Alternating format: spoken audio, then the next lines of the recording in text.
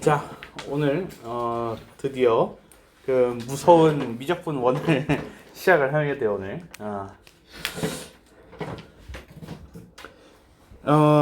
자, 우리가 조금 미리 좀 얘기를 하고 넘어갈 게 있어요. 일단은 수업이 많이 다를 거예요. 그래서 이게 미적분 원의 특성이라고 보시면 돼요. 대수랑은 조금 느낌이 달라요. 그러니까 대수든 공통수학이든 얘네들은 솔직하게 말해서 개념을 가지고서 뭐 하는 게 아니었잖아요. 그렇죠? 우리가 뭐 해가지고 개념을 몰랐다고 해가지고 이게 뭐 문제가 많이 힘들고 그러지 않았어요. 그냥 공식이었죠, 어떻게 보면. 그냥 공식만 몇 개 알게 되면은 그 문제 속에다가 적용하는 약간 그런 개념이었어요. 그렇죠? 예를 들면은 삼각함수의 그래프 했을 때 우리가 A가 뭐고 B가 뭐고 그것만 암기하면 됐었잖아요. 그렇죠? 근데 여러분이 삼각함수 그래프가 어떻게 작동되는지 원리에 대해서 이해하고 설명할 수 있나요? 아니에요. 그렇죠? 그 왜 그렇게까지 필요가 없거든요. 내가 분명 수업을 할 때는 원을 그려가지고 막 삼각함수 그래프가 이렇게 해서 높이가 이렇게 달라지기 때문에 그래프가 이렇게 그려줘라는 거 한 번만 딱 보여줬거든요. 왜? 별로 중요하지 않아요. 이게 사실 그게 개념인데 별로 중요하지 않아요. 이게 문제풀이의 개념이 필요한 건 아니었거든. 이게 그 정의가 필요한 것들은 아니었어요. 우리가 수열의 정의를 모른다고 해가지고 문제풀이에 문제가 생긴 건 아니었잖아요. 그렇잖아요, 그렇죠? 그냥 공식만 외웠죠. AN이 뭐고 SN이 뭐고. 근데 미적분 원은 달라요. 얘는 그런 식으로 공부를 하면은 안 됩니다. 무조건 망해요. 그래서 이 수업이 아무 의미가 없게 될 거예요. 그래서 대수 때는 문제풀이 위주로 들어갔어요. 그래서 문제를 보면서 설명을 할게요. 그런 얘기를 많이 했어요. 그래서 지수함수의 최소 해가지고 막 했을 때 지수식이 몇 개고, 그렇죠? 한 개면은 단일형, 두 개면은 치환형 이러면서 우리가 풀었어요. 유형을 가지고서 접근을 했어요. 미적분 원은 그러면 안 돼요. 미적분 원은 개념, 정의 이게 가장 중요해요. 그렇기 때문에 수업의 대부분이 글을 읽는 데 집중이 돼 있을 거고요. 그래서 문제 풀이는 3시간 동안 한두 문제밖에 안 풀 수도 있어요. 하지만 괜찮아요. 그래서 여러분이 개념을 같이 읽고 이해하고 그거를 외우고 그래서 그 정의에 대해서 설명을 해야 돼. 이걸 암기가 아니야. 다릅니다. 설명과 암기는 다른 거예요. 내가 누군가한테 설명할 수 있으려면 정말 전문가가 돼야 되잖아요. 여러분한테 그걸 요구하는 거예요. 그래서 여러분이 책처럼 대답을 하길 원해요. 왜? 그렇게 하면 못해요. 이게 솔직히 지금 오늘 첫 수업에서는 왜 이렇게까지 해야 돼 싶을 겁니다. 근데 그런 이유가 있어요. 이게 왜 이게 첫 단원 이 극한과 연속에서부터가 문제풀이만 바로 들어가면 좋은데 왜 저렇게까지 저 문장을 다 외우라고 할까는 얘가 이제 미분적분으로 들어가면서 드러나요. 그때 이 정의랑 이 개념을 정확하게 인지한 사람과 인지하지 못한 사람은 문제를 해석하는 능력부터가 많이 차이가 나요. 이게 미분을 들어가면서 문제의 난이도는 엄청나게 많이 올라가요. 이게 함수의 극한과 연속에서 문제의 난이도는 여러분 초등학교 수준입니다. 진짜 쉬워요. 더하기 빼기밖에 안 했고 오늘은 보세요. 2 더하기 3이 5래요. 와우. 이걸 하는 게 오늘 일이에요. 그래서 문제의 수준으로는 오늘 수업은 정말 하찮을 만큼 쉽습니다. 그래서 쉽네 뭐 곤란해요. 그렇기 때문에 미분을 못 하거든요. 우린 지금 미분을 준비하는 거예요. 오늘의 목적은. 그래서 DT 때 그 개념 정의를 물어보겠다는 뜻이에요. 괜히 하는 거 아니에요. 필요 없었으면 안 했을 거예요. 그래서 근데 이제 경험상 내가 이제 미적분 원을 가르쳐 보고 그리고 공부를 해본 학생 입장에서 공부를 해본 경험으로 봤을 때 이 미적분 원에 대한 공부는 그게 제일 효과가 좋아요. 이게 그래서 하는 거니까 졸지 마시고 난 그게 걱정이에요. 이게 너무 걱정이야. 지금 미적분 원이 이게 지금 첫 수업이고 하고 내가 같이 뭐 책을 읽고 있기 때문에 무진장 졸리고 집중이 안 된단 말이죠. 근데 말이죠. 여러분들이 고등학교를 졸업하는 그 순간까지 이 미적분 원에 대해서 개념을 집중적으로 탐구를 하고 모든 문장을 같이 읽어볼 수 있는 시간은 여러분 평생에서 지금 이 순간이 처음이자 마지막일 겁니다. 앞으로 절대로 그럴 일이 없어요. 그렇기 때문에 오늘은 중요해요. 미안해, 다음도 중요해요. 그래서 오늘 이제 함수의 극한을 하고 다음 수업 때 이제 연속을 하고, 그렇죠? 그리고 그 다음 수업에 미분을 할 계획이에요. 이게 근데 그 수업까지는 조금 집중해 주셔야 돼. 미분 들어갈 때까지만큼은 내가 이 개념 설명 위주로 해가지고 할 거기 때문에 거기에 대해서만큼은 좀 집중을 해주셔야 돼요. 얘를. 그리고 한 가지가 더 걱정되는 게 우리 반 특성이에요. 우리 반 너무 조용하죠. 몰라도 말을 안 해. 이게 가장 큰 문제가 될 수 있어. 이게 미적분 원에서 여러분 성적이 가장 바닥칠 수 있습니다. 그래서 제발 부탁이에요. 이건 창피랑 그건 다른 거예요. 자존심이라고 뭐가 없어요. 내가 장담하는데 얘를 한 번만에 듣고 이해했으면 걔는 희대의 천재예요. 그래서 아마 뉴턴의 재탄생일 거예요.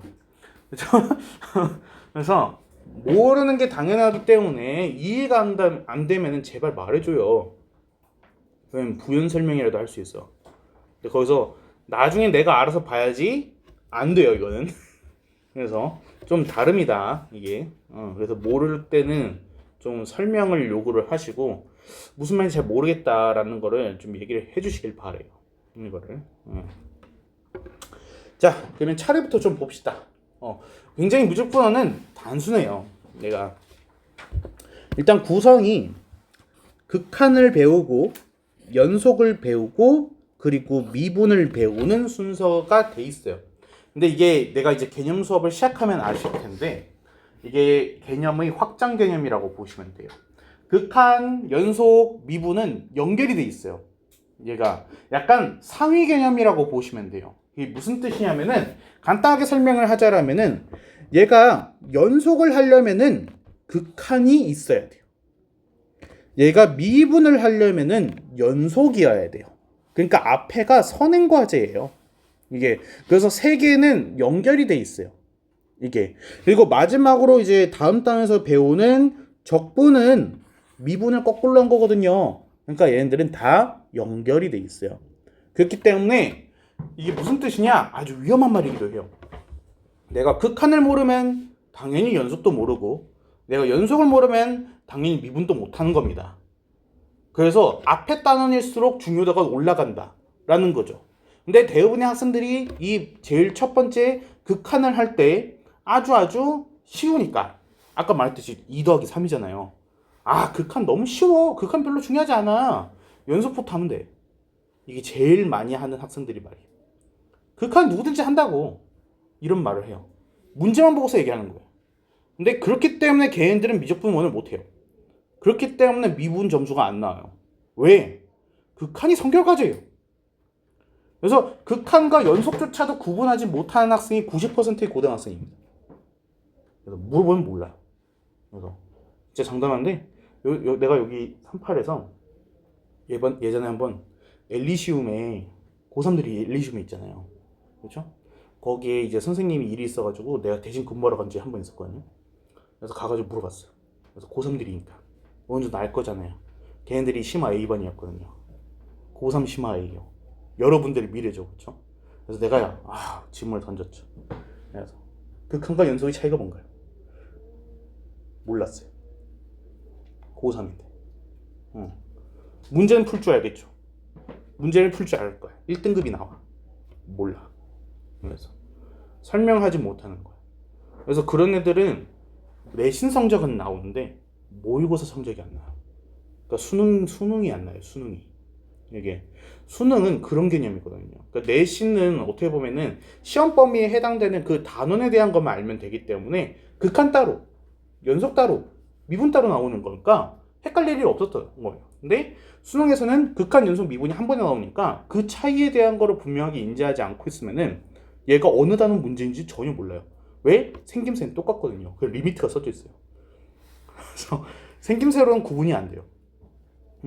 그래서 이게 중요한 거예요. 그래가지고 우리가 이제 실질적으로 대학에 들어가는 방법이 여러 가지가 있잖아요. 논술이 있고 면접이 있죠. 근데 논술도 면접도 뭘 물어보느냐? 미분을 물어봅니다. 똑같아요. 어느 학교를 가든 미분을 물어봐요. 그래서 공통수학 원투 대수는 안 물어봐요. 누가 물어봐요? 그래서 논술이든 면접이든 물어본 건 미분 딱 하나예요. 왜? 미분 물어보면 모든 게 다 나와요. 공부를 제대로 한 애랑 안 한 애랑. 미분을 물어봤을 때 극한부터 대답하는 애가 있어요. 걔는 합격이죠. 왜? 미분을 설명하려면 극한이 필요한 걸 알고 있다는 얘기예요. 미분을 설명하려면 연속이 필요하고 연속을 설명하면 극한이 필요한 거야. 그래가지고 걔는 극한부터 설명을 시도한 거지. 그러면은 면접 강의 어떻게 하냐? 극한을 설명하기 시작을 하잖아요? 거기서 딱 끊어버려요. 왜? 얘는 그걸로 만점이에요. 어떤 체인지 돼요? 근데 미분을 물어봤으니까 미분에 대한 것만 대답하면 되겠지? 그럼 거기서 말을 시작하자마자 감점이 시작되는 거야. 얘가 그런 차이가 발생한 게 바로 이 부분이에요.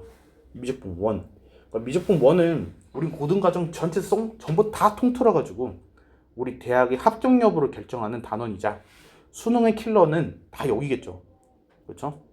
그리고 우리가 왜 이렇게까지 선행을 할까? 그 이유는 미분에 있어요. 내가 어떻게든 간에 여러분의 고등학교 입학 전에 이 미적분 1까지 굳이 밀어붙이는 이유가 바로 이 미분에 있는 거죠.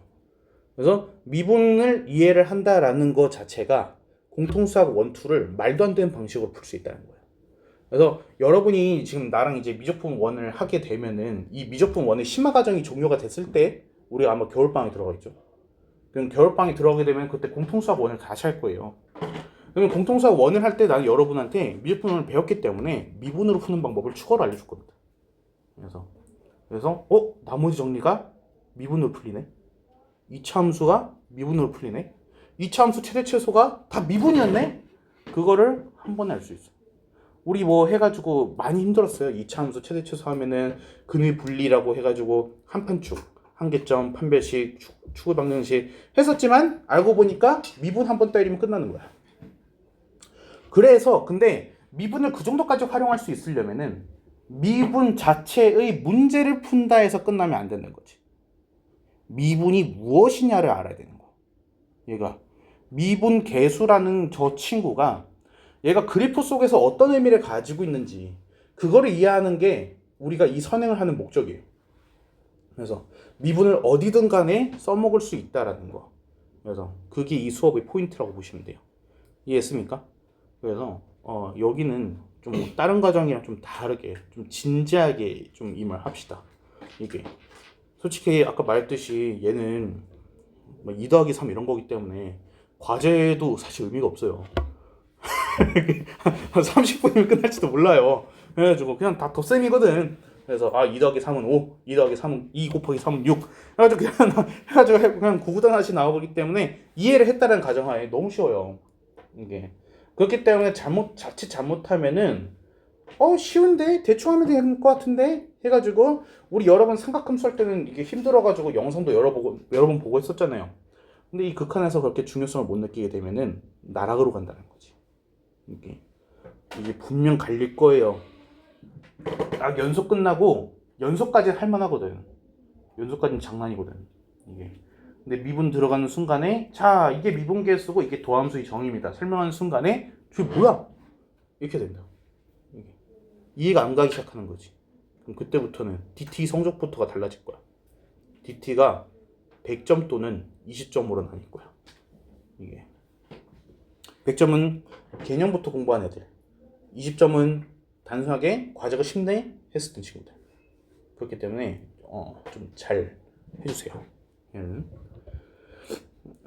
자, 그래서 극한부터 좀 들어가 봅시다.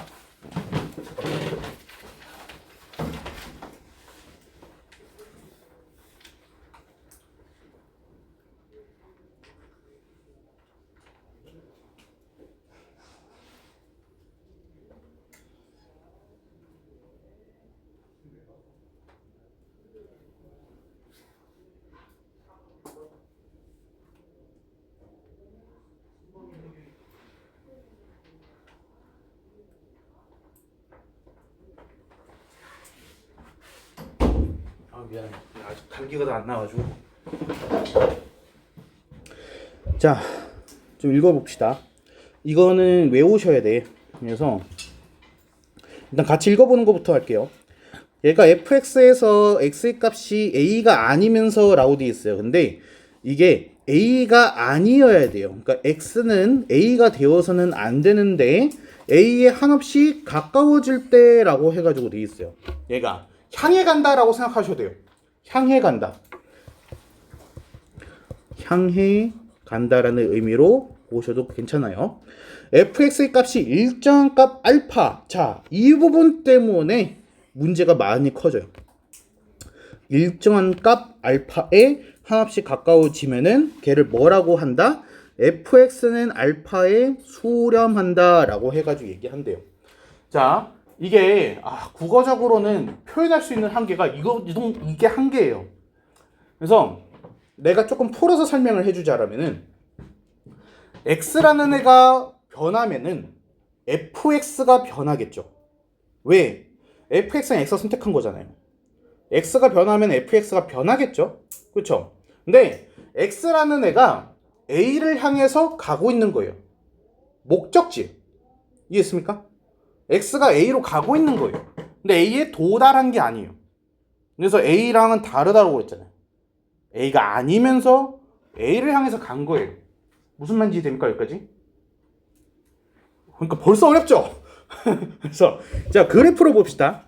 x가 a를 향해서 가는 거예요. a가 목적지예요. x의 목적지는 이 a예요.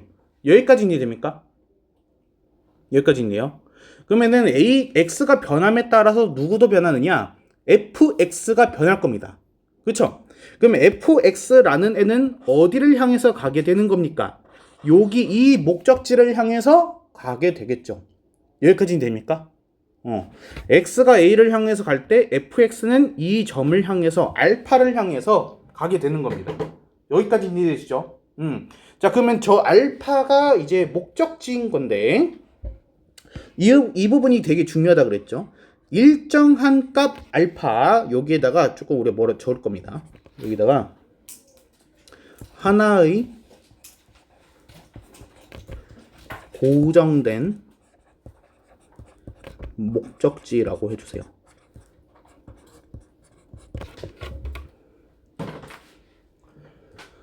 이게 이제 수렴의 의미를 표현할 수 있는 가장 좋은 말인데요.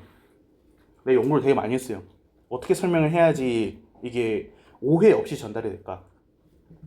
일정한 값, 하나의 고정된 목적지예요. 그러니까 지금 이 fx 함수값이 알파를 향해서 가고 있었잖아요. 그렇죠? 그러니까 내가 가고 있는 거예요. 내가 어딘가로 가고 있는데 그 목적지가 고정돼 있어야 되고 그 목적지는 한 개여야 돼. 내가 그래서 1로 갈까? 마이너스로 갈까? 1로 갈까? 마이너스로 갈까? 1로 갈까? 코카콜라 하듯이 두 가지 목적지를 가지고서 고르고 있으면 안 돼. 무슨 말인지 이해돼? 걔 하나가 고정돼 있어야 되고 목적지가 반드시 하나여야 돼. 내가 이렇게 얘기하는 이유는 뭐냐? 목적지가 고정되지 않는 경우도 있고 목적지가 두 개 이상인 경우도 있기 때문이에요. 얘가 그래프에 따라서는 무슨 말인지 이해돼? 목적지는 반드시 하나고 고정돼야 돼. 목적지가 움직이면 안 돼. 무슨 말인지 이해되죠? 네.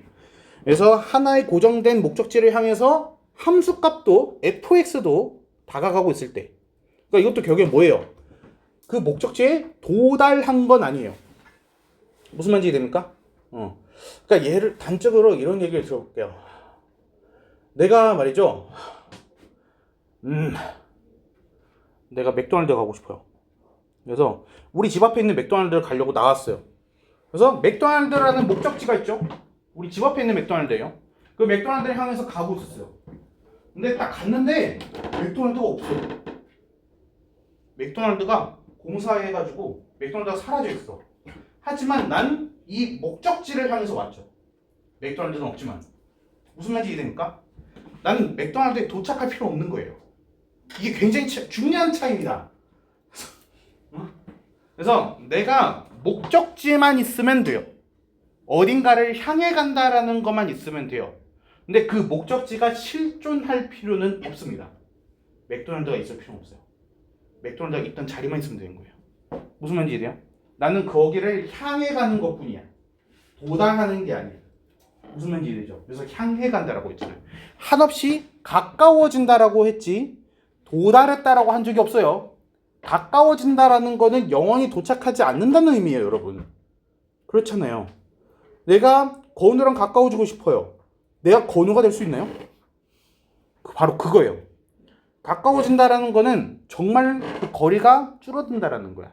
내가 건우를 향해서 간다라는 거지 내가 건우가 된 게 아니야. 아주 중요한 차이예요. 왜? 이게 극한이 수능에 나와요.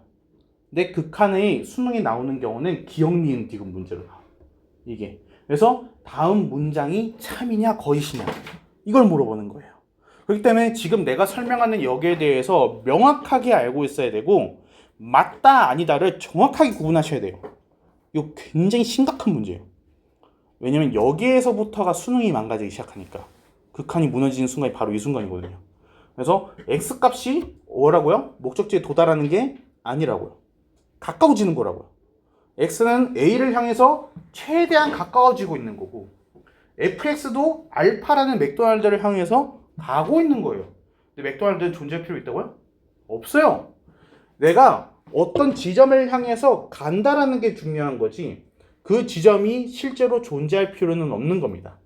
내가 스카이를 목표로 하는 거지 스카이가 존재할 필요 없는 거예요. 나 이상한가? 그래서 이해했습니까? 자, 그러면 그 단어를 뭐라고 한다고요? 수렴이라는 용어를 쓴다라고요. 그러면 이 수렴이라는 용어가 써진다라는 거는 내가 앞서서 말한 모든 조건이 다 충족돼야 돼. x는 a를 향해서 가까워져야 되는 거고 fx는 알파를 향해서 가까워져야 되는 거고 근데 그때 그 알파는 존재하든 존재하지 않든 상관이 없는 거고 무슨 말인지 이해돼요? 그리고 그 목적지는 반드시 하나여야 되고 두 개면 안 되고 고정돼 있어야 돼. 맥도날드가 움직이면 안 돼. 곤란해. 맥도날드는 그 자리에 있어야 돼. 무슨 말인지 이해돼? 자, 그러면 이게 무슨 뜻이냐? 그래프로 조금 설명을 해볼게요. 지금 보시게 되면은 알파로 가는 방법, A로 가는 방법은 지금 두 가지 방법이 있죠. 왼쪽으로 오거나 오른쪽으로 오거나. 그쵸? 그러면은 내가 왼쪽으로 간다라고 했을 때 이 지점이 목적지예요. 저 목적지를 향해서 가고 있는 거예요. 가까워지고 있는 거죠. 그리고 그 목적지를 향해서 가고 있는 거예요. 하나죠. 목적지는 왼쪽으로 가든 오른쪽으로 가든 목적지가 하나죠. 고정돼 있죠. 안 움직이고 있죠. 바로 이 경우를 말하는 거예요. 이게 수렴입니다. 근데 만약에 말이에요. 여기가 지금 검정색이잖아요. 여기 이 그래프 여기가요. 검정색이 아니라 흰색 동그라미였으면 어떻게 했을까요? 맥도날드가 사라진 거죠. 근데 괜찮다고. 얘가 상관이 없다고요. 여기가 흰색 동그라미여도 상관이 없어요. 왼쪽에서 가는 곳이랑 오른쪽에서 가는 그 곳, 향하고 있는 지점이 동일하고 하나고 고정돼 있다라면은 그 목적지가 비어 있어도 흰색 동그라미였어도 상관이 없다라는 겁니다. 무슨 말인지 이해돼요? 괜찮아, 넘어가도 돼? 불안해. 자, 그 다음에 다음에 굉장히 중요한 얘기를 할게요. 이때 이 알파 값, 이게 뭐예요? 목적지죠. 그렇죠? 이 알파 목적지를 뭐라고 해? x는 a에서의 fx의 극한값 또는 극한이라고 합니다. 그러면은 극한 값, 극한은 같은 의미예요. 극한을 구하세요. 극한 값을 구하세요. 둘은 같은 문장입니다. 무슨 말인지 이해되죠? 이거 모르는 학생 되게 많아요. 이거를 고3들도 극한 구하라고 하면은 이거를 연속으로 착각하는 애들이 너무 많아요. 이게 근데 그게 아니라고요. 극한이 극한 값이라고요. 그러니까 둘은 같은 겁니다. 그래서 자, 그리고 기호로 다음과 나타내세요. 근데 얘가 어마어마하게 중요한 친구예요. 자, 여기에서 여기에다 박스를 지금 제가 해놓은 것처럼 이렇게 좀 쳐주세요. 저 문장이 전부 다 들어가야지만 이게 같은 의미가 됩니다. 이 기호 속에서 조금도 틀리면 안 돼요. 얘가 모든 게 다 동일하게 들어가야지만 같은 의미가 될 수 있어요. 이것도 이제 문제 잘 나오기 때문에 지금 이러는 거예요. 얘가 여기에서 우리가 별 이상한 게 다 나올 수 있어요. 여기에다가 뭐 2가 들어갈 수도 있는 거고 여기에 플러스가 들어갈 수도 있는 거고 여기에 2가 들어갈 수도 있는 거고 지금 어마무시해요. 얘가 변형될 수 있는 그게. 그래서 이 모양 그대로일 때만 이게 같은 의미로 적용을 합니다. 자, 여기서 리미트라는 거는 얘는 이제 최대한 가깝게 만드는 한없이라는 뜻이라고 보시면 돼요. 그러니까 우리가 한없이 가까워진다라고 했죠. 그래서 얘는 x가 a에 도달한 게 아닙니다. a랑 똑같지 않다라 그랬잖아요. x는 a가 되면 안 돼요. 이해했습니까? 절대 도달하면 안 돼요. 그래서 얘는 x가 a에 한없이 가까워집니다. 한없이 그 리미트라는 뜻이에요. 이해했습니까? a에 최대한 가깝게 보낼 거예요. 지금 그 의미예요. 그러면 그때 이 fx라는 애는 하나의 고정된 목적지가 있었을 텐데 그 목적지가 알파입니다 라는 뜻이에요. 무슨 말인지 이해됩니까? 그럼 얘가 는 알파라고 기호로 썼다라는 얘기는 얘가 어떤 의미를 가지고 있느냐, 목적지는 하나고 고정되어 있습니다 라는 의미를 갖게 돼요. 이 기호가 갖는 의미가 그거예요. 그러니까 이 기호는 아무 때나 쓸 수가 없어요. 이게 왜 말하는 거냐? 이게 논술에 미분이 나오는 이유입니다. 기호의 의미 잘못 쓰면은 바로 틀렸다고 간주됩니다. 얘가. 그래서 여기에서 풀마가 붙든 뭐든 들어가면 안 됩니다. 그리고 얘가 가지는 의미가 뭐라고요? x가 a에 같지 않으면서 한없이 가까워졌을 때 fx의 하나의 고정된 목적지는 알파입니다 라는 의미를 갖고 있는 거예요. 그렇기 때문에 얘는 수렴했을 때만 이 기호를 쓸 수 있어요. 그럼 거꾸로 말하면 문제에 저 기호가 써져 있다라는 말은 수렴했다는 뜻입니다. 왜? 문제가 우리를 낳는 방법이에요. 얘가 수렴이랑 수렴인지 아닌지를 분명하게 밝혀주면 좋은데 절대로 말 안 해줍니다. 출제자들이 먼저 얘가 수렴한다 뭐한다 말 안 해줘요. 대신 뭘 써놓느냐? 저 기호를 딱 써놓는 거죠. 왜? 기호를 썼다라는 것 자체가 수렴이라는 의미이기 때문에. 무슨 말인지 이해돼요? 기호가 문제 속에 등장을 했다라는 의미가 곧 수렴이란 뜻이에요. 이해했습니까? 얘 자체가 알파에 수렴을 했다라는 의미랑 동일한 거예요. 수렴하지 않으면 이 기호를 쓸 수가 없다. 그러면 수렴한지 아닌지 모르는 상황 속에서 우리가 풀이 과정 속에서 쟤를 적는 순간 우리 감점이에요. 그러니까 서술형에서 마이너스를 당할 거다라는 거예요. 그러니까 그래서 함부로 쓰면 안 되는 기호다라는 거죠. 이해했습니까? 자, 그 오른쪽에서 마찬가지로 여기서 학생들이 많이 실수하는 거가 얘만 적는 거예요. fx가 알파로 간다. 아니에요. 앞에 문장이 없으면은 얘는 제대로 발휘되지가 않아요. 그래서 x가 a를 향하고 있을 때라는 조건이 없으면은 얘는 어떠한 의미도 갖지 못해요. 그렇기 때문에 이 전체 문장이 한 번에 들어가야 돼요. 얘가. 그래서 나는 이 문장으로 표현하는 방식을 별로 추천하지 않아요. 그래서 문장으로 이렇게 x가 a일 때 fx가 알파입니다 라고 해놓고서는 여기에다가 해가지고 말을 덧붙인단 말이죠. 그래서 그러면 안 돼요. 얘가 일단은 이 기호 자체가 화살표가 들어가 있잖아요. 이 기호 자체가 x가 a를 향해 간다는 거예요. 얘가. 그리고 그때 fx가 알파를 향해 간다라는 의미가 되는 거고요. 얘가. 근데 여기다가 갑자기 뭐 한없이 가까워질 때라던가 x가 a로 가까워질 때라던가 이런 말을 쓰게 되면은 이게 말이 중복이 되는 거죠. x가 a로 가까워질 때 이렇게 쓰게 되면은 x가 a로 가까워질 때 라는 의미가 되는 거예요. 두 번 쓰게 되는 거지. 그렇기 때문에 적으면 안 된다는 거거든. 그러니까 더 헷갈리죠. 차라리 감점될 요소가 커요. 그래서 이 방법은 최대한 선택하지 않고 그냥 알고만 계시고 우리가 풀이 과정에다 쓸 때는 이 기호를 쓰시는 거예요. 기호를 활용한 풀이 과정 작성법을 여러분이 분명하게 알고 계셔야 돼요.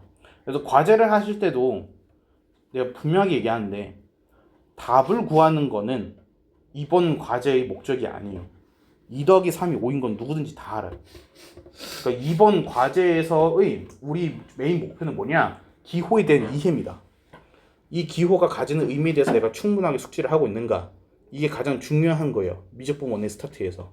이해했을까요? 아 제발 이거 진짜 중요한 얘기예요. 근데 이제 겪어보지 않으니까 이게 중요하다는 걸 모르죠. 그래서 자 다음에 상수함수 fx는 c에서 모든 실수 x에서 함수값이 항상 c이므로 a 값에 관계없이 다음에 성립을 합니다. x가 a로 가든 b로 가든 상관없이 무조건 fx는 c에 있을 수밖에 없는 거예요. 얘가 x 값이 변하더라도 목적지 자체가 얘가 애초에 움직이지도 않았어. 그냥 c에 가만히 서 있는 거야. 그러니까 얘는 a로 가든 x가 b에 가까워지든 x가 c에 가까워지든 fx는 항상 c에 서 있는 거야. 그렇기 때문에 목적지가 안 바뀌죠. C 하나로 고정된 거야. 그렇기 때문에 결과로 해가지고 무조건 C가 나옵니다. 그런 얘기를 하는 거예요. 그래서 그림으로 보게 되면은 얘가 A가 아니라 다른 지점에서의 극한을 보더라도 얘가 X가 B에 가까워진다 하더라도 함수값은 무조건 C를 향해서 갈 수밖에 없으니까 그래서 C를 목적지라고 하면은 됩니다. 지금 그 얘기를 하고 있는 거죠. 목적지는 항상 C예요. 무슨 말인지 되나요? 넘어가 될까요?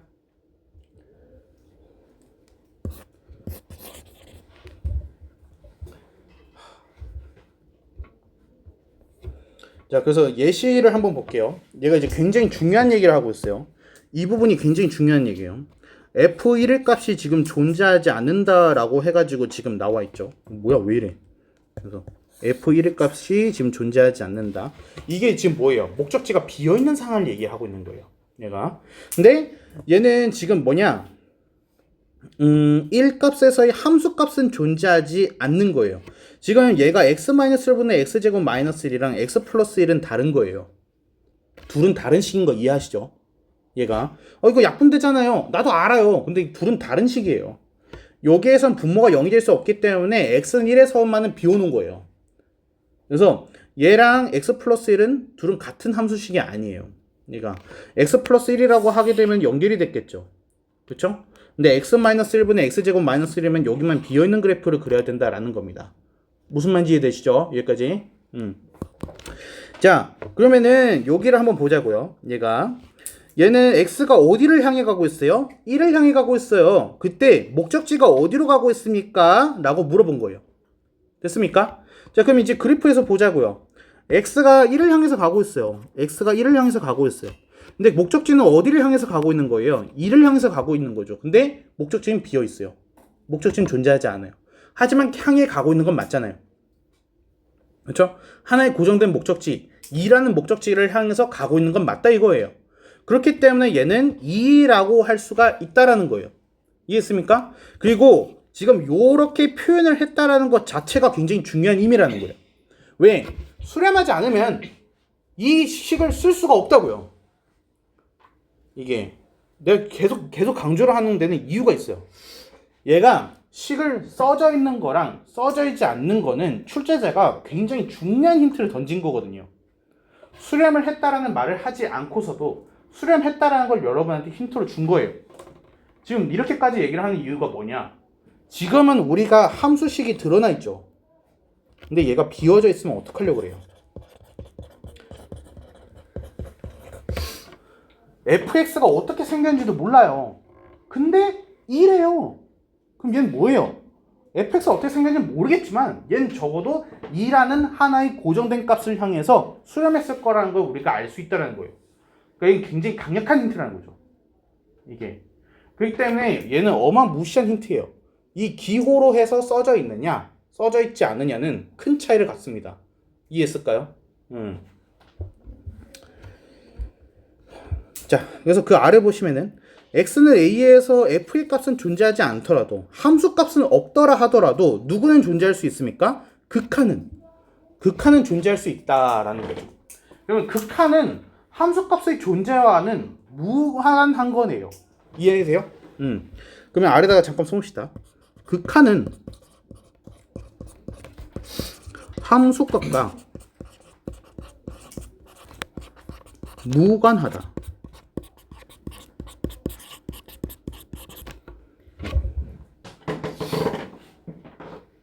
중요합니다. 굳이 이렇게 빨간색으로 적는 이유가 있어요. 얘가 아직은 우리가 연속을 안 배우긴 했지만 이 문장이 연속과 극한을 구분하는 겁니다. 이게 극한과 연속은요, 식만 놓고서 보게 되면은 똑같이 생겼거든요. 얘가 그래서 문제가 똑같이 생겼어요. 아무것도 다르지 않고 완전히 동일하게 생겼어요. 근데 이제 포인트는 뭐냐? 극한과 함수값의 구분이에요. 극한하고 함수값이 같다. 연속입니다. 극한하고 함수값이 다르다. 그러면은 연속이 아니게 되는 거예요. 걔는 극한인 거죠.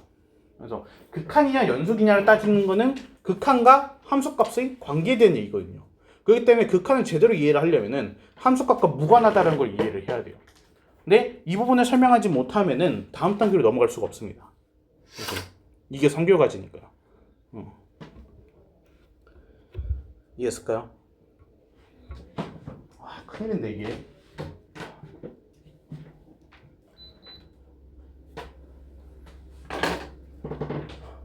학생들이 미적분 원만 시작하면 성적이 뒤바뀌어요.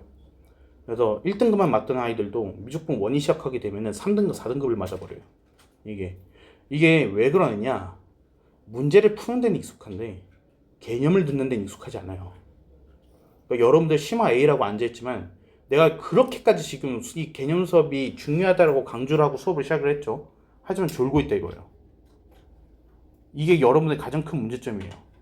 여기에서 여러분이 고등학교 때 1등급을 받을 수 있느냐 없느냐, 내가 스카이라는 걸 갈 수 있느냐가 결정이 되는 거예요. 이게 왜냐면은 대학교 수업이라는 거는 지금 내가 하고 있는 바로 이 방식이에요. 고등학교처럼 하는 게 아니라 문제 풀고 푸세요가 아니라 대학교에서는 처음부터 끝까지 교수님이 책을 띄워놓고 같이 읽어요. 되게 지루하죠 지금 내 수업. 나도 알아요. 이게 사실 수업으로 치면은 가장 최악의 수업이잖아요. 그렇잖아요. 책 읽는 거 누구든지 할 수 있는데 같이 읽고 있잖아요. 그렇죠? 근데 이게 바로 대학 수업이에요. 그렇기 때문에 이런 개념 수업을 지금 익숙하게 들을 줄 아셔야 돼요. 이게 나도 알아요. 근데 미적분은 어쩔 수 없어요. 내가 대수를 이렇게 수업하지 않잖아요.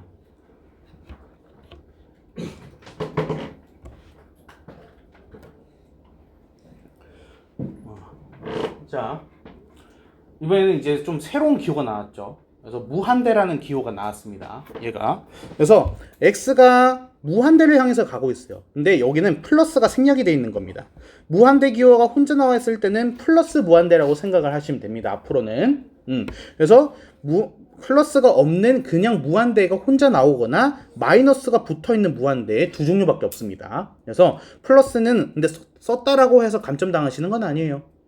얘는 근데 생략이 가능한 겁니다. 얘가.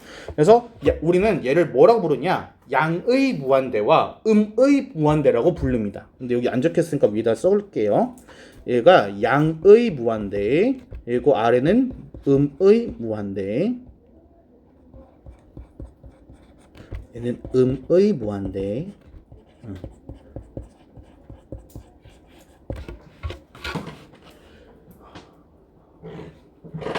내가 실제로 본 적이 있어요. 이게 여러분들 서울대 가고 싶으시죠? 서울대가 수리 면접으로 학생 뽑는 거 아시죠? 그래서 서울대는 생각보다 여러분이 생각하는 것보다는 내신 반영 비율이 낮습니다. 이게. 그래서 서울대는 요즘 면접으로 뽑아요. 수리 면접으로. 근데 서울대에서 어떤 문제를 면접으로 내는가를 봤더니 거의 대부분이 미분과 연속이었어요. 이게.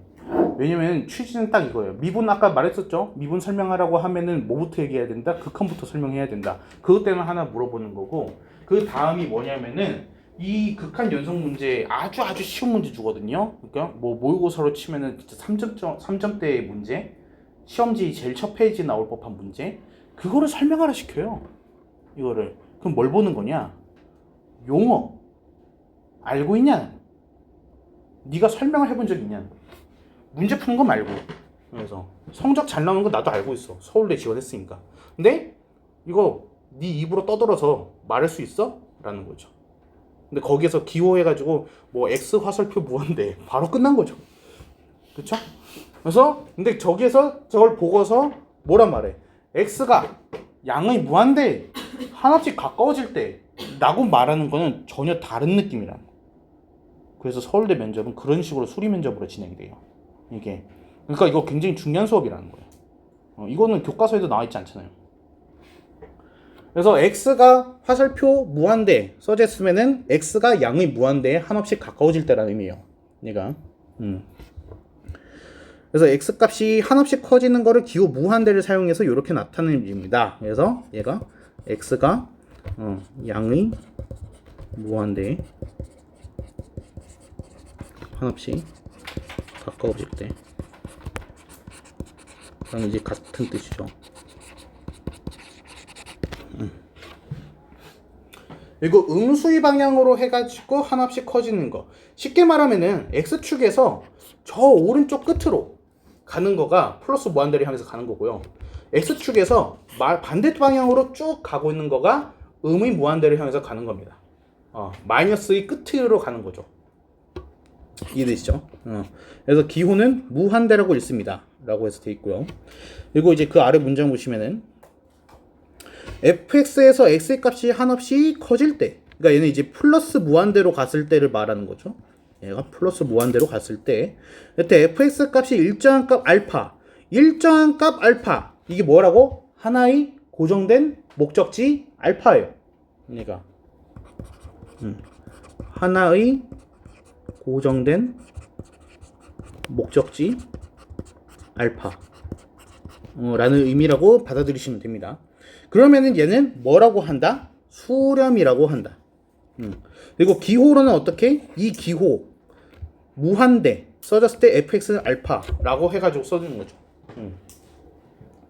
그리고 또는 이렇게 얘 앞 1대까지 포함을 해서 x가 무한대일 때 fx가 알파로 라고 해가지고 한다 라고 있습니다.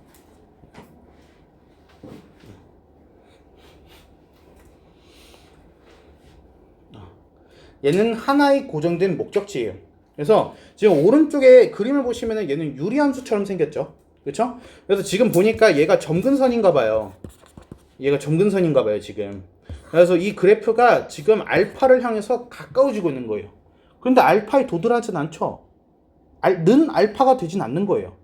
얘는 알파와는 다르면서 알파를 향해서 한없이 가까워지고 있다라는 거예요. 목적지가 알파인 거지. 무슨 말인지 됩니까? 그러면 그럴 때 우리가 쓸 수 있는 거가 바로 이 기호라는 거죠. x가 무한대 방향으로 계속 간다라면은 얘는 알파라는 하나의 고정된 목적지를 향해서 가고 있다라고 할 수 있습니다. 그 얘기를 하는 거예요. 무슨 말인지 됐습니까? 자, 그러면 우리가 이 기호가 써져 있다는 거 하나만으로 수렴이라는 걸 알 수 있다고. 기호가 써져 있으니 알파에 수렴하는구나 알 수 있어요. fx의 그래프는 필요하지 않아요. 수식만 보고서도 수렴한다는 걸 알 수 있다는 거죠. 무슨 말인지 이해되시죠? 그럼 수렴하지 않으면 이 기호를 못 쓴다는 얘기입니다. 얘가. 자, 그러면 2번을 보게 되면은 얘는 마이너스 방향으로 쭉 가게 됐을 때는 베타라는 목적지를 향해 가지고 갔대요. 자, 그림으로 한번 볼까요? 얘가 마이너스 방향으로 쭉 가게 되면은 그래프가 어디를 향해 가고 있어요? 베타라는 점근선에 가까워지고 있어요. 그래서 얘는 음의 방향으로 가게 되면은 베타라는 목적지로 가고 있는 거죠, 지금. 그렇죠? 그래서 얘는 이렇게 기호를 쓰고 얘도 기호만 보고서도 수렴을 했구나라고 알 수 있습니다. 얘도.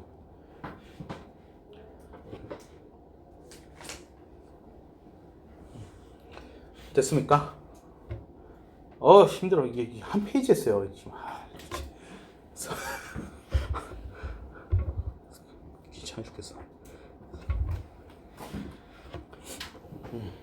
자, 얘도 얘는 뭐 이렇게 한번 봅시다.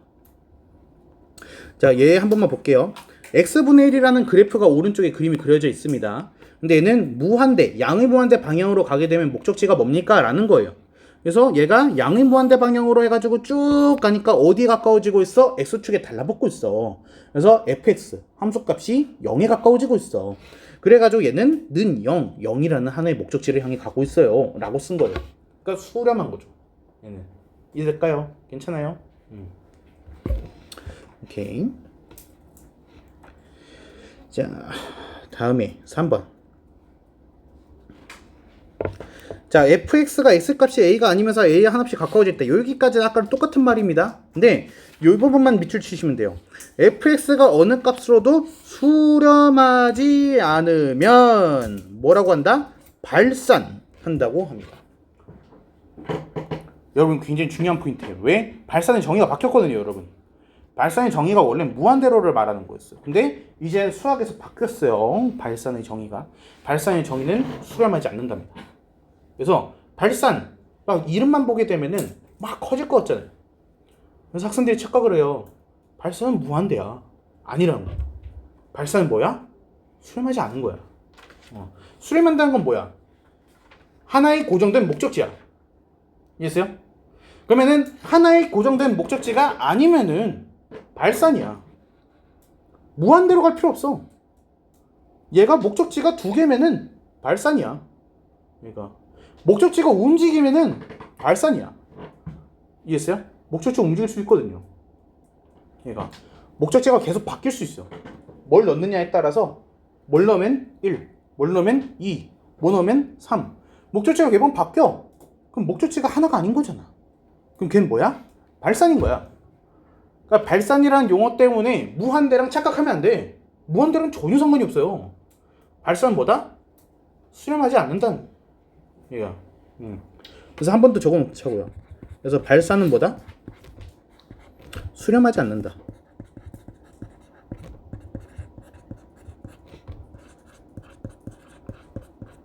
정의 그 어디에도 무한대는 등장하지 않아. 얘가 무한대랑 관련이 없어. 발산은 수렴하지 않으면 다 발산이야.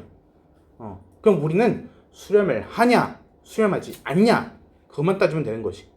하나의 목적 고정된 목적지냐 아니냐 그것만 따지는 게 우리 목표야. 수렴과 발산. 문제는 다 이렇게 나오거든. fx가 수렴할 때 gx가 발산한다면 fx 곱하기 gx는 수렴합니까? 이렇게 물어봐. 그런 식으로 문제가 나와. 수렴과 발산에 대한 얘기를 나눈 거야. 그게 수능 문제거든. 그게 내신 문제고. 이게. 자, 그러면은 아래 보시면은 fx가 x값이 a가 아니면서 이거 다 설명했었죠. a가 하나씩 가까워질 때. 근데 fx가 하나씩 커지면은 걔는 양의 무한대로의 발산이라고 한다라고 돼 있어요. 근데 여기서 굉장히 이상한 애가 있어요. 여기 보세요. 지금 내가 아까 무슨 얘기를 했었죠? 저 기호를 쓰면은 그게 무슨 뜻이라고요? 수렴한다는 뜻이잖아요. 근데 좀 이상해요 이게. 지금 보면요 오른쪽에 그래프를 잠깐 봐주세요. 이 그래프를 보게 되면은 왼쪽에서 A를 향해서 가게 되면은 얘는 저 위에 누구를 향해 가고 있죠? 무한대를 향해 가고 있죠. 그렇죠? 자 그러면 여기에서 오른쪽에서 A를 향해 가고 있으면 얘는 저 위에 누구를 향해 가고 있죠? 무한대를 향해 가고 있습니다. 근데 여러분 무한대가 뭐예요? 무한대가 무슨 뜻이에요?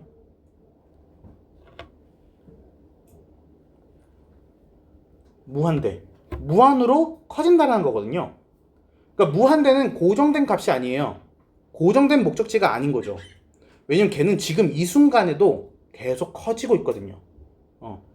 지금 딱 이 순간에는 1만이 최대인 줄 알았는데 바로 다음 순간에 1만 1이 나오잖아요. 그쵸? 그러니까 무한대라는 개념은 고정되어 있지 않아요. 그쵸? 그럼 얘는 고정된 목적지가 아니잖아요. 그럼 수렴할 수 있어요? 없어요. 그러니까 무한대로의 수렴은 존재하지 않아요. 무슨 말인지 됩니까? 그래서 제가 이거 분명하게 무한대로의 수렴은 존재하지 않아요.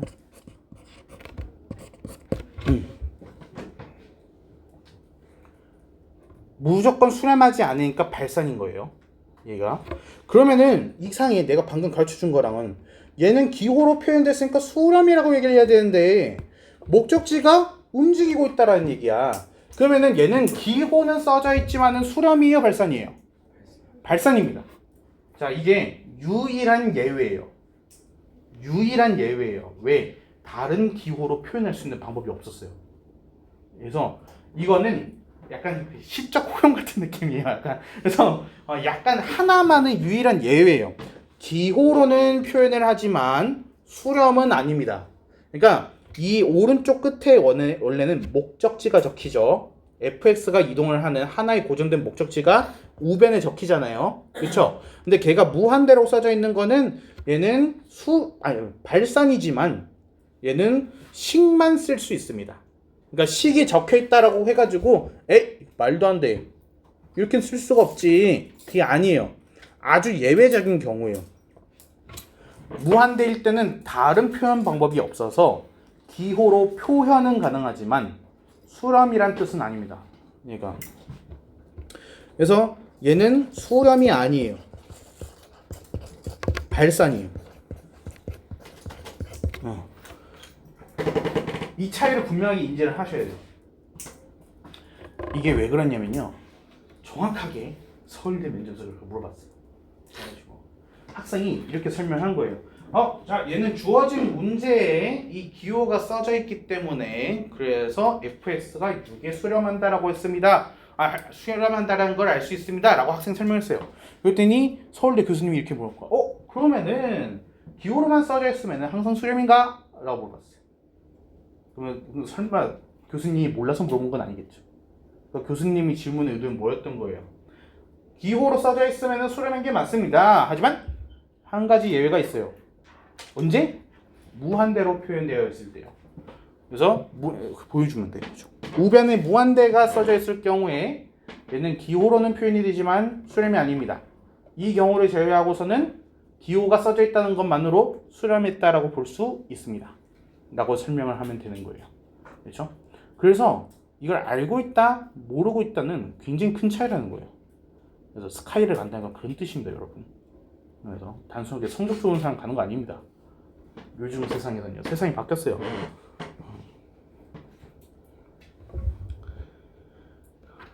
이해했습니까?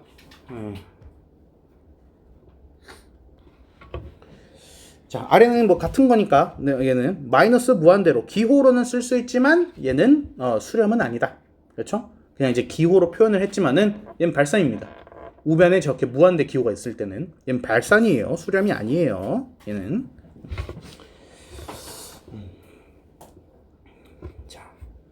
자, 이때도 마찬가지죠. 여기서 얘만 한번 봅시다. x가 0에 가까워질 때 x제곱분의 1이라는 거는 어디를 향해 가고 있어? 무한대를 향해 가고 있어. 좀 올라가고 있잖아요. 이렇게. 그렇죠? 하지만 얘는 뭐야? 수렴이 아니다. 얘는 발산이란 뜻입니다. 얘가. 그렇죠? 우변이 무한대냐 아니냐 그것만 보시면 돼요. 우변이 무한대가 아니라면은 걔는 진짜 수렴이라는 의미로 써져 있는 거고. 근데 무한대가 우변에 저렇게 써져 있는 경우에서는 얘는 기호로는 써 있지만은 발산이란 뜻이 되는 거예요. 얘가. 이해했습니까? 넘어가 될까요?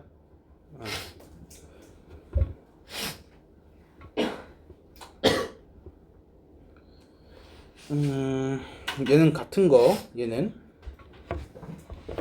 x가 무한대로 갔을 때 fx가 무한대로 간다라면은 얘는 그림으로 좀 보죠. x가 무한대 저 끝으로 갔을 때 fx도 쭉 올라가니까 무한대를 향해서 쭉 올라가고 있죠. 그렇죠? 그럼 얘가 x를 무한대로 보내면은 그 목적지도 무한대로 가요. 기호로는 쓸 수 있어요. 하지만 우변에 무한대잖아. 그러니까 발산이란 뜻이야. 얘가. 이해됩니까?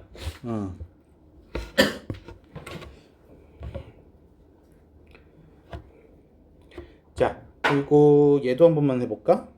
얘 한 번만. 얘는 fx에서 마이너스 무한대를 향해서 가고 있대요. 마이너스 무한대를 향해서 가고 있을 때 그때 fx는 쭉 내려가고 있어요. 그래서 그땐 뭐라고 해? 마이너스 무한대를 향해서 가고 있습니다.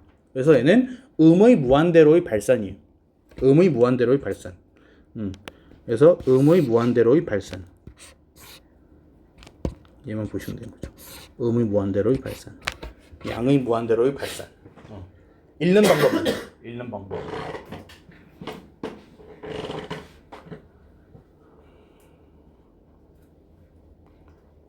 그러니까 설명할 때 대충대충 하는 게 아니라 기호랑 읽는 방법까지 좀 신경을 써주세요. 그러니까 음의 무한대로의 발산. 그래서 그냥 친구한테 설명을 할 때 야 이거 봐봐 x 마이너스 무한대로 갔을 때 fx 마이너스 무한대로 가잖아. 간다라는 용어는 수학적 용어가 아니에요. 그냥 약간 우리들끼리 얘기할 때는 그렇게 하는 거죠. 그렇죠? 근데 뭐 면접 가가지고 그렇게 대답할 거냐고요. 그러니까 그 면접관에서 가서 말할 때는 어떻게 해야 돼요? 얘가 뭐라고 말해줘야 돼? x가 마이너스 무한대로 가고 있잖아요. 그렇죠? 그럼 얘가 x가 뭘로 하는 거야? 음의 무한대로 가는 거야. 음의 무한대로 또 간다고 했어. 그래서 얘가 음의 무한대에 한없이 가까워지는 거야. 이해했어요? 그러면 음의 무한대에 한없이 가까워질 때 fx 역시도 음의 무한대로 발산을 한다 라고 얘기하는 거죠. 이해했습니까?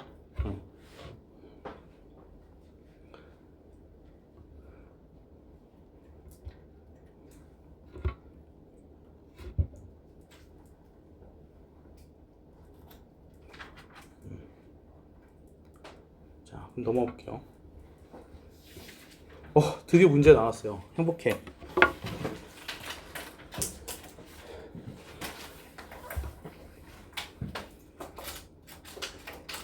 자, 다음 극한을 함수의 그래프를 이용하여 조사하시오 라고 돼 있어요. 근데 극한이 무슨 뜻이죠? 극한 값이죠. 그쵸? 그러면 얘는 극한을 조사하시오. 그러면 뭘 구하라는 거죠? 극한 값을 구하라는 얘기예요. 그 말에 참 어렵게도 말한 거죠. 그쵸? 그래서 다음 함수의 극한 값은 이라고 말하면 되는 거를 극한을 조사하시오. 이렇게 한 거야. 응? 이해했습니까?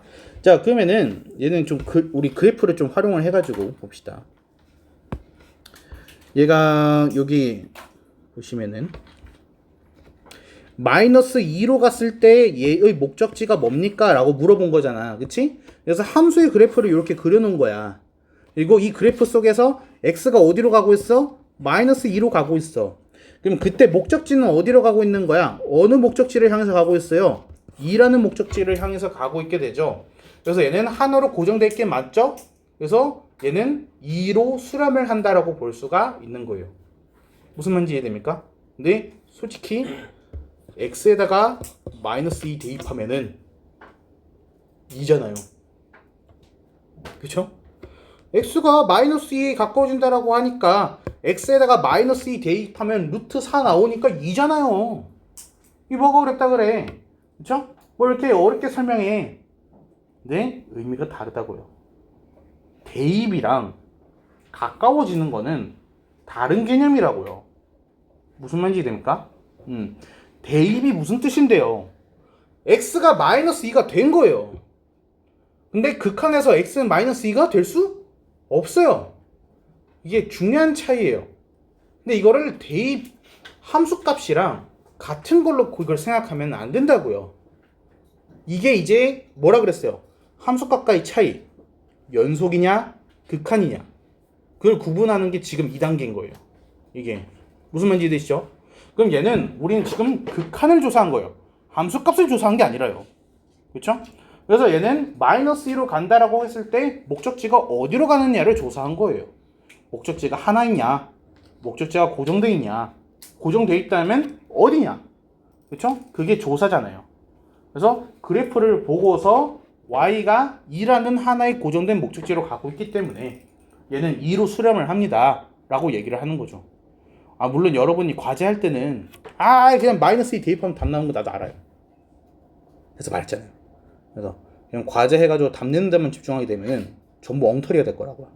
이게 의미는 분명하게 이해를 하셔야 돼요.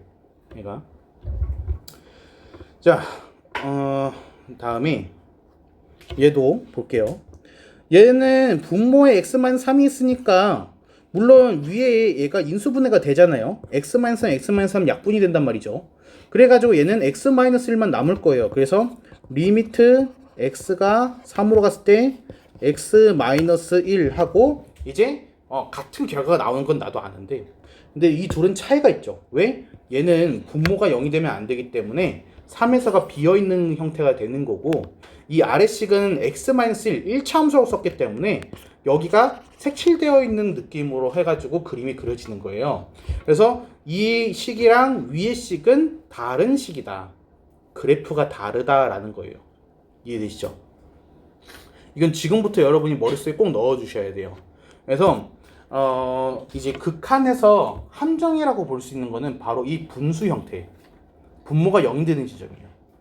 그래서 분모가 0이 되는 지점은 항상 머릿속에 함정으로 기억을 해 놓으셔야 돼요. 얘가 비어있느냐 비어있지 않느냐. 자, 그래서 얘는 x가 3에 가까워지고 있어요. 그러면 그때 함수값은 어디로 향해 가고 있어요? 2라는 하나의 고정된 목표로 가고 있어요. 하지만 그 2는 비어있죠. 근데 중요하지 않다는 거죠.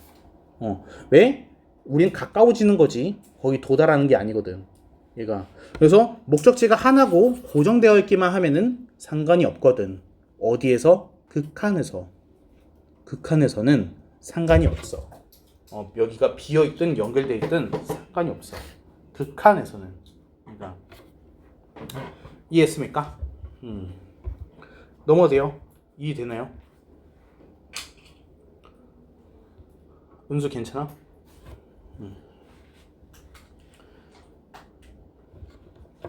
자, 다음에 얘도 한번 봅시다. 얘는 x가 0으로 가고 있어요. 그쵸? 그러면은 0으로 가고 있다, 0으로 가고 있다. 왼쪽에서는 어디로 내려가고 있어? 마이너스 무한대로 쭉 내려가고 있네. 오른쪽에서도 마이너스 무한대로 쭉 내려가고 있네. 그럼 똑같잖아. 그래서 얘는 마이너스 무한대를 향해 간다라고 기호로 쓸 수는 있어. 근데 얘는 수렴이에요? 아니에요. 얘는 뭐예요? 발산이에요. 얘는 음의 무한대로의 발산이라고 하셔야 되는 거죠. 얘는 음의 무한대로의 발산. 음의 무한대로 발산. 그게 얘의 조사 결과가 되는 거죠. 이해했습니까? 근데 여기서 말실수를 하시면 안 돼요. 얘의 극한은 마이너스 무한대예요. 틀린 말이죠. 극한은 이라고 하면 안 되죠. 왜? 극한 값이 있다라는 거는 수렴했다는 거잖아요. 얘는 극한 값이 아니잖아요. 그쵸? 그럼 얘는 극한 값이 음의 무한대인 게 아니에요. 얘는 그냥 음의 무한대로의 발산인 거예요. 극한 값이 없는 거예요. 극한이 없는 거예요. 무슨 말인지 이해돼요? 극한이 음의 무한대로의 발산이 아니에요. 극한 없어요. 그냥 음의 무한대로의 발산이에요. 무슨 말인지 이해됩니까? 극한 값이 있으려면 목적지가 하나고 고정되어 있어야 된다고요.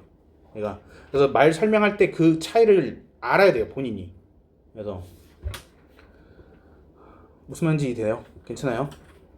안 되면 좀 영상 좀 여러분 들어보세요. 얘를 뭐 천천히 말하고 있으니까. 자, 얘도 지금 보면은 기호로 봤을 때 x가 0으로 그러면 그때 함수값은 위로. 그럼 양쪽에서 플러스 무한대로 가기 때문에 플러스 무한대로 썼지만은 얘는 극한이 없는 거예요. 얘는 뭐예요? 발산. 어디로 발산? 양의 무한대로 발산. 이해했습니까? 극한 없다. 양의 무한대로 발산. 오케이?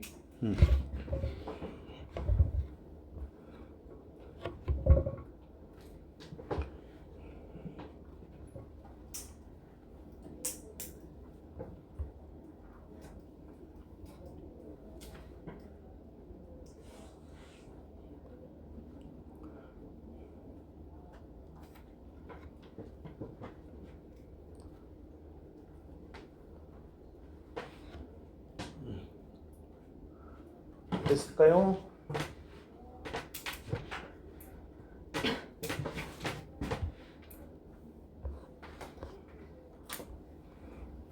우리 잠깐만 쉬었다가 이어서 할게요.